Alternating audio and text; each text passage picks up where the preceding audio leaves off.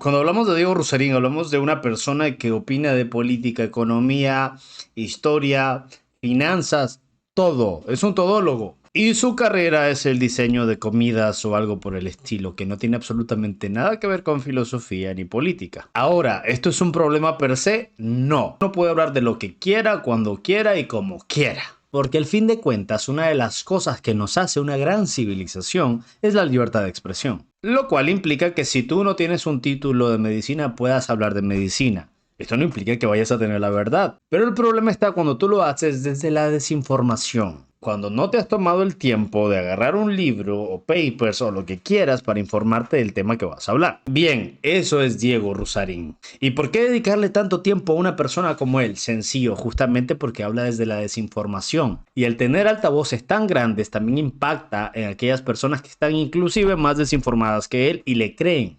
Y no sé ustedes, pero mi ideal de sociedad no es que la gente vaya por ahí polulando con mentiras grandísimas que luego impactan de manera negativa en su vida. Pero ahora me vas a preguntar tanto bla bla bla, pero ¿dónde están las mentiras que dice Rusarín? Hermano, hay muchísimas. Y por eso hoy te traje una recopilación de ellas. Número uno. Cuando intentó hacer una definición de neoliberalismo diciendo que Adam Smith había utilizado este término. Que dos premisas que quería platicar contigo. Primero, el hombre de paja de qué es el capitalismo y neoliberalismo. ¿Ok?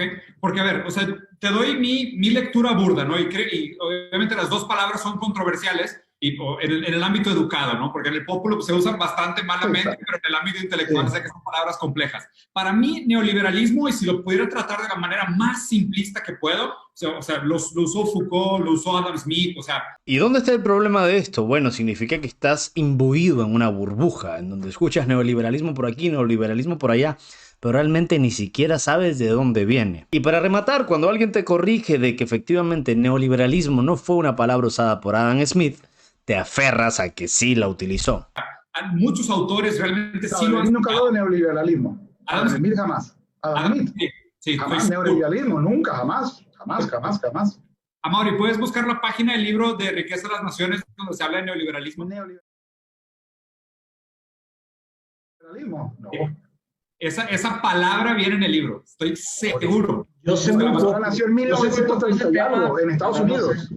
Búscala, así aprendo porque he leído varias veces, lo he leído en español, no lo he leído en inglés, pero jamás estoy seguro que viene neoliberalismo. He visto la palabra liberalismo y he visto la palabra en 2 minutos les digo, adelante, pero también se me haría raro. Ese es otro, pero sí no hay y la palabra neo no está, o sea, dice cero. No puede estar. Ahora imagínense Rusarín hablándole de neoliberalismo a gente menos preparada que él. Si bien podemos rastrear el uso del término neoliberalismo a finales del siglo XIX, por ejemplo, con el economista Charles Gitt, esto está muy lejos de cuando vivió Adam Smith.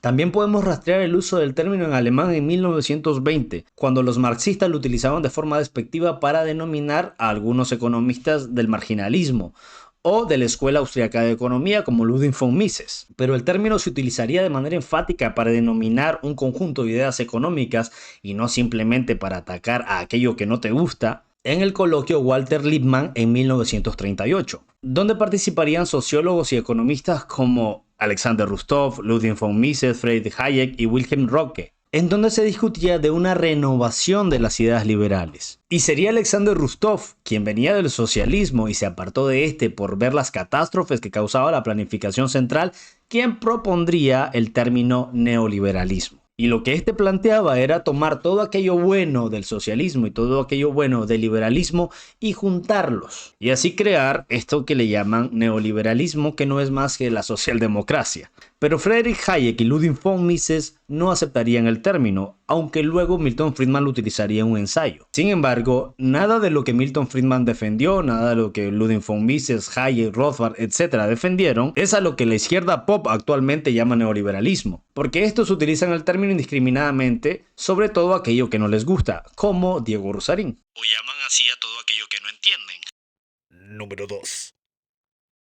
Cuando fue invitado a la Cámara de Diputados a darle palmaditas al poder y celebró que en China no se le permita a las personas que no cuentan con credenciales indicadas hablar de temas como economía, salud, educación, derecho, etc. En China, los creadores de contenido que hablen de temas como medicina, derecho, finanzas o educación en redes deben demostrar credenciales reales, estudios o certificaciones, y las plataformas lo verifican para evitar desinformación. Si esto pasara como ley, me evitaría 95.3% de los berrinches semanales que hago. Güey, sería la magia decir, carnal, ¿quieres saber sobre política? A ver tu certificado, a ver tu diploma, a ver qué chingado sabes.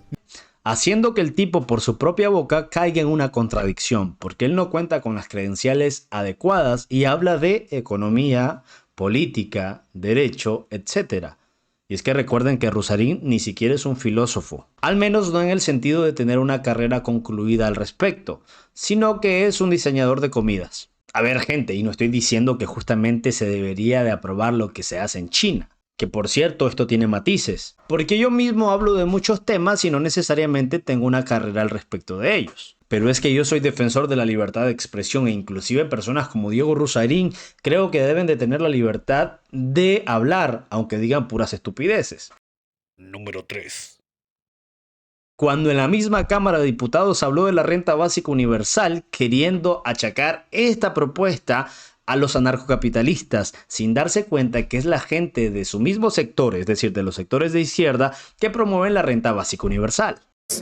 Por esto se habla tanto de la importancia, tanto para la nomenclatura de los modos de producción como para los modelos productivos. ¿Quién es dueño de qué?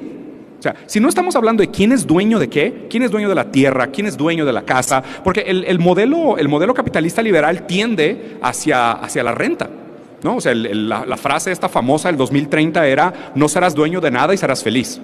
Rentarás todo hasta la muerte, ¿no? Y ahí surgen todas estas ideas políticas del ingreso universal básico, o sea, todas estas fantasías anarcocapitalistas que son una locura, son una monstruosidad que no tiene ni pies ni cabeza, que no hay ningún ejemplo funcional en el mundo, los pocos ejemplos marginales están todos manipulados. Y es aquí justamente donde te das cuenta de que no tiene ni idea de las cosas a las que dice criticar. Porque si una cosa define a los anarcocapitalistas, más allá de que te guste o no sus propuestas, es la absoluta eliminación del Estado y que todas las relaciones sociales que haya sean netamente voluntarias. Y la renta básica no implica eso. Lo que implica la renta básica es extraer impuestos para luego repartirlos a la población. Y si algo repiten los anarcocapitalistas, lo cual comparto, es que los impuestos son un robo.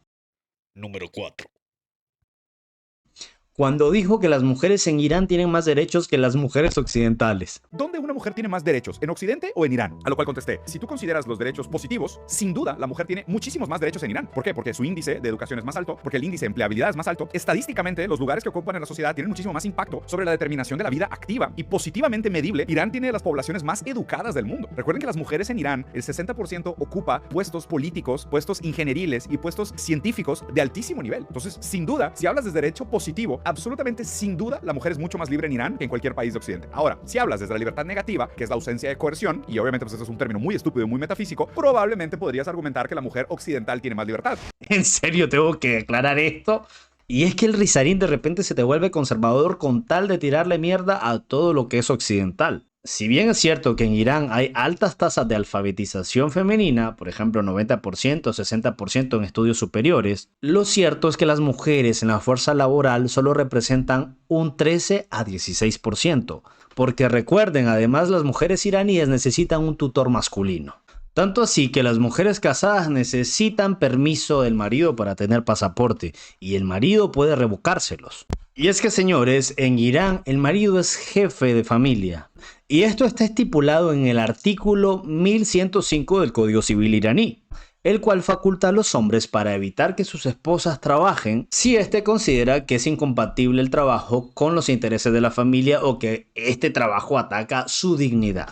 A ver, y esto no significa que en nuestra cultura estas cosas no pasen, pasan. Y es lamentable, pero la única forma en que un hombre puede impedir estas cosas a su esposa es de manera psicológica o por la fuerza. Y esto último, señores, está penado por la ley en nuestros países occidentales. Y no como pasa en Irán, que la cosa es al revés, eso está protegido por la ley.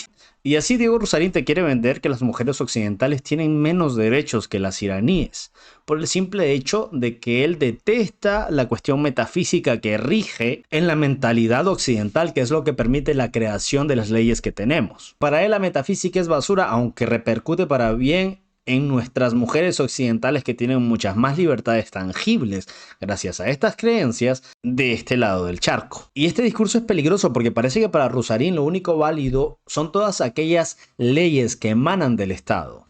Pero del Estado que a él le guste. Por lo tanto, si toca tener un Estado como el iraní que se rige por la Sharia, todo lo que salga de esto para él está bien, aunque la Sharia, pues, ¿qué te digo? Es religión.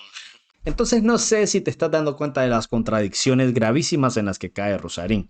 Lo que quiero decirte es que si con esto que te mostré no te hace al menos cuestionarte los discursos que este señor comparte en redes sociales, la cosa es grave. Si vas a seguir pensando que es un crack, y ciertamente tiene una habilidad para hablar impresionante, pero esta forma aparentemente tan elevada de hablar no significa que tenga la razón. Y ya el hecho de que yo te muestre cuánto te miente y tú lo puedas verificar, debería al menos un poquito llevarte a cuestionar qué onda con este brother. Pero bueno, díganme, ¿qué opinan ustedes? Los leo en comentarios.